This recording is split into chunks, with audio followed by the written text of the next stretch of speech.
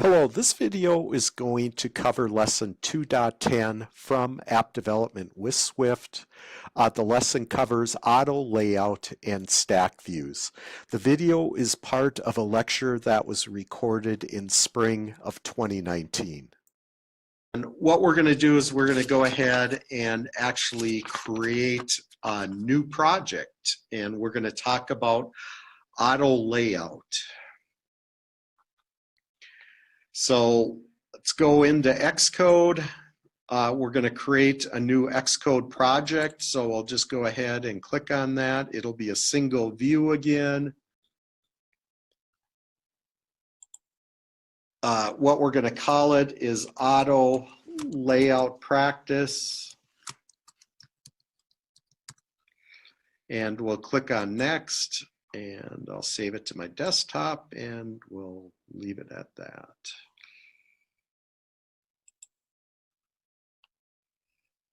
Okay, so what we want to do is we want to go into our main storyboard. So I'll go ahead and select my main storyboard.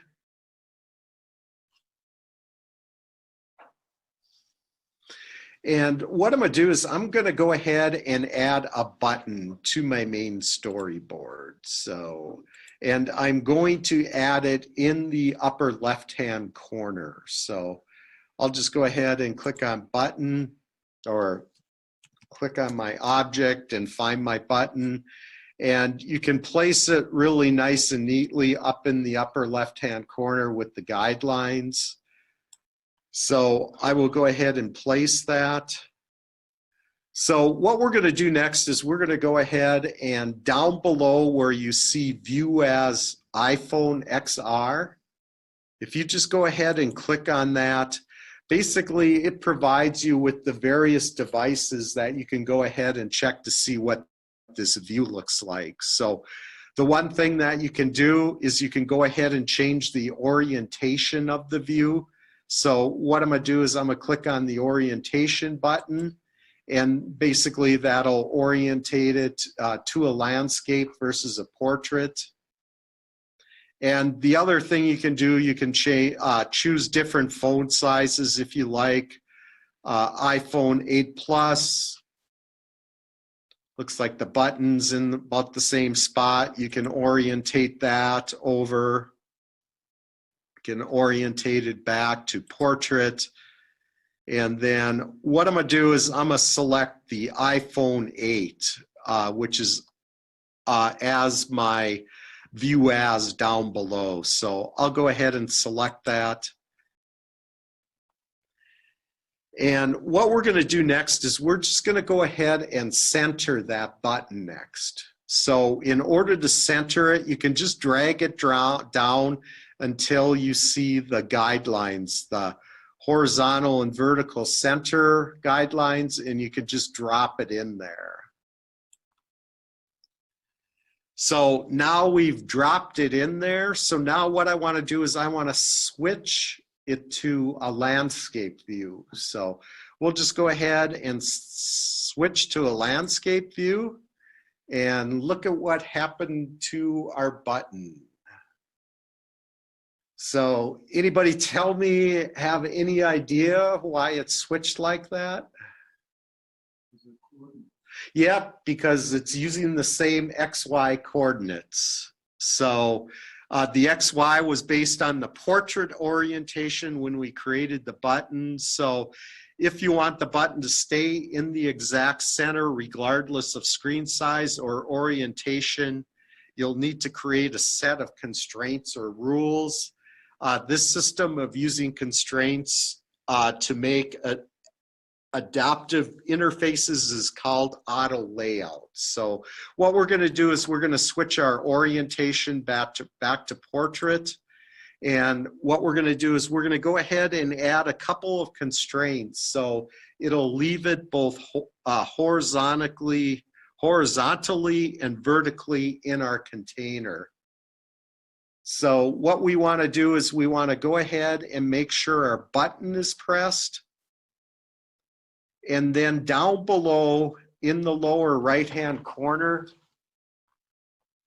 there are a couple little buttons. There's an align button. So what we want to do is we want to go ahead and click on that align button. So bless you. So we'll go ahead, click on the align. And what we want to do is we want to select add new alignment constraints, and we want to check the horizontally in container and vertically in container, and we want to basically keep the values at 0. So after we've done that, we want to go ahead and click on add two constraints. So when we do that, basically you could see the little blue lines, and if you rotate the orientation, now it stays in that center position for us. Bless you. So the other thing you can do is you can go ahead and create size constraints. So currently we don't have any size constraints on the button. By default, its size is dictated by the text and the font of the button that's included in the button. But we can go ahead and set the width and height of our interface elements. So the first thing I'm going to do is I'm just going to go ahead and change the background color of my button so it's a little bit easier to see the size. So when I have my button selected, I can go into my attribute inspector and then go down to my background way down towards the bottom. And what I'm going to do is I'm just going to go ahead and select a custom color. I want to change it to red, so I'm just going to go in my bars, and what I'm going to do is I'm going to slide the red one way over to the right and slide my green and blue way over to the left, so that'll give us the true red color. So what we've done now is it's a little bit easier to make out the button on our screen. So the next thing we're going to do is we're going to go ahead and actually add a constraint so that the height of the button is 60. So in order to do that, next to the align button, there is an add new constraints button. So I will just go ahead and click on that. And what I want to do is I want to click in my height checkbox, and I want to go in and change the height to 60. So what that'll do is it'll go ahead and increase the height of my button, and if I switch the orientation, my button will stay the same size now that I've set that height to 60. If I selected a different device, if I selected an iPad Pro and brought it up, that button will still stay the same size because I've set the height to 60. So I'll go back into my iPhone 8 again.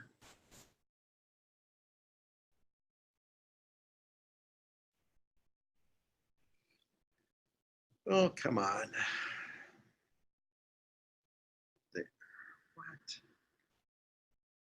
And then I'll change my orientation. Okay, there we go. So that's how you can go ahead and create size constraints for your objects. So we fixed the height of the button, but what if we want the button's width to vary based on the screen size? So what we want to do is we want to assume you want the button's left and right edges to always be 20 pixels and 30 pixels from the left and right edges of our view respectively. So we can go ahead and do that in our constraints again. So we want to make sure that our button is selected. And then what we want to do is we want to go ahead and click on our add new constraints down below. And what we want to do for our left constraint or our leading constraint, we want to go ahead and enter a 20. And then for our right constraint, we want to go ahead and enter a 30. And when you see these when the dashed lines change to solid lines, that means that a constraint has been set for it. So you don't see the lines, the solid lines for the up and down. So that means what we're going to be doing is we're just going to be adding the left and right constraint when we press on the add button. So I will go ahead and add 2 constraints. And then you all should see in the upper right-hand corner a little red arrow. So what I'm going to do is I'm going to click on it. And what we have is we actually have a problem with our constraints. So anytime you mess something up and you add additional constraints, you'll see that red arrow in the upper corner there. So it should right up there. Oh, yeah. Oh, yes, right up there. So basically what we messed up on, we want it to be centered on our x-axis, but we've added different constraints on our left and right. So what we're going to do is we're going to go ahead and click on that little stop sign with the white dot inside of it. And we're going to go ahead and select our top constraint, our button center x equals center x, and we'll go ahead and delete the constraint. And after you delete it, then the error disappears.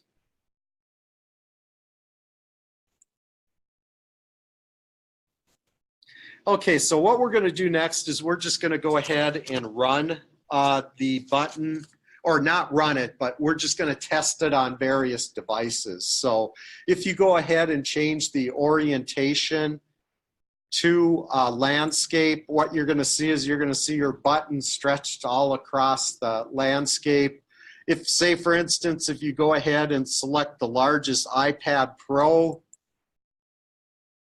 device, what you're going to see is your button stretched across the iPad Pro, both horizontally and vertically. So let's see here.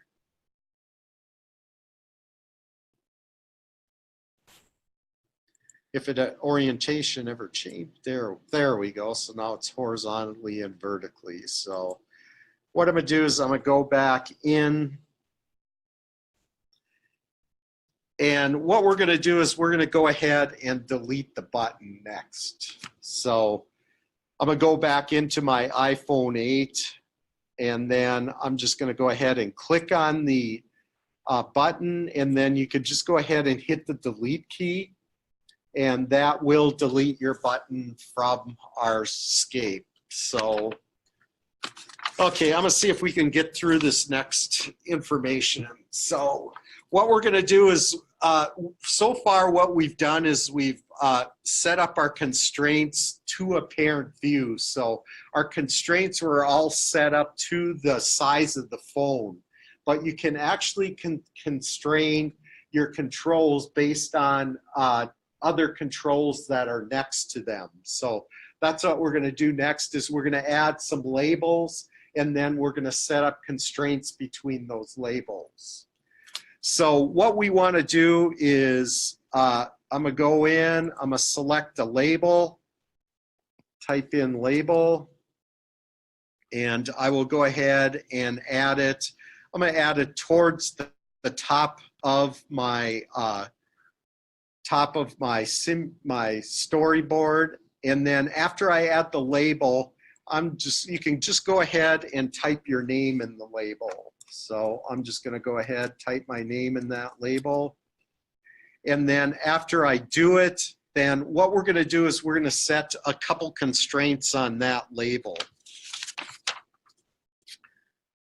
So the first thing we're going to do is we're going to go ahead and click on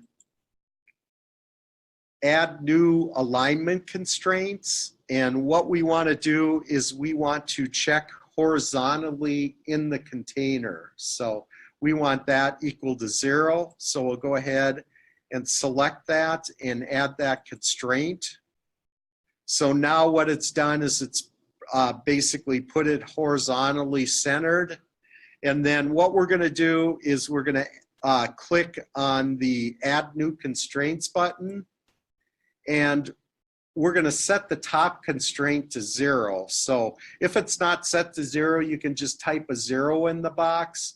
If it is set to 0, all you have to do is just click on the line, and that'll change it from a dashed line to a solid line. So I'll go ahead and add that next constraint for me. So I have my first label in there. So what I'm going to do next is I'm going to go ahead and add another label. So I'll just drag another label onto my scene. And what I'm going to do is I'm just going to type in something that I like to do within the label. So I like to hike.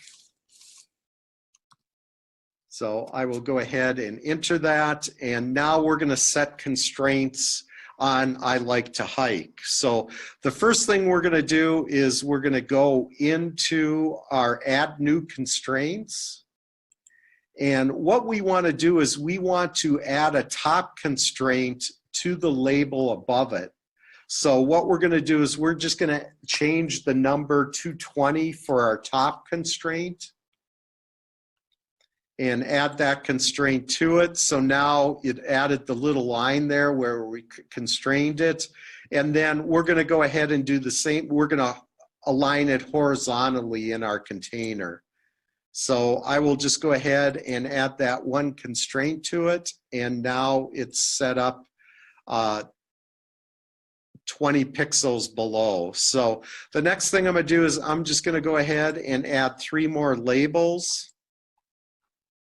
So I'll add one and then Command V, Command C, and Command V, and Command V. So the top label, I'm just going to add in something else about me. Loves to read.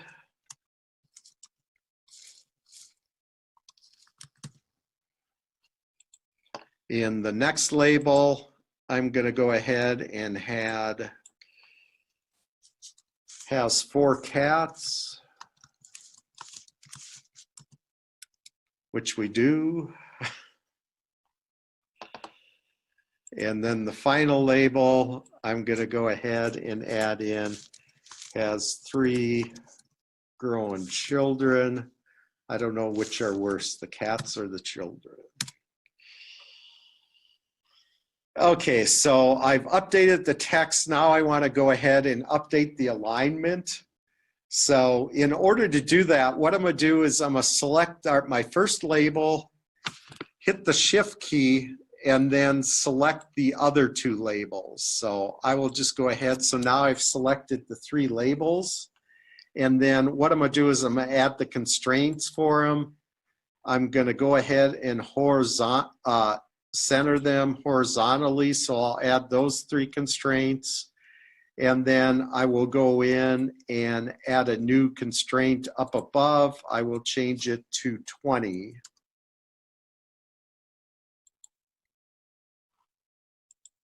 So what we've done now is we've added 5 different labels, and we've added several constraints to those labels. If you look over, you expand the constraints button down, what that will do is that'll show you all the constraints for the various controls that you put on each one of those controls. So it shows the name, I like to hike, loves to read, has 4 cats, and then has 3 growing children. So I think I will call it good right there. I did not get to cover stack views. So what I'll do with that is, again, I'll create a short little video that walks you through stack views. We're just going to be doing the same thing that the book is describing.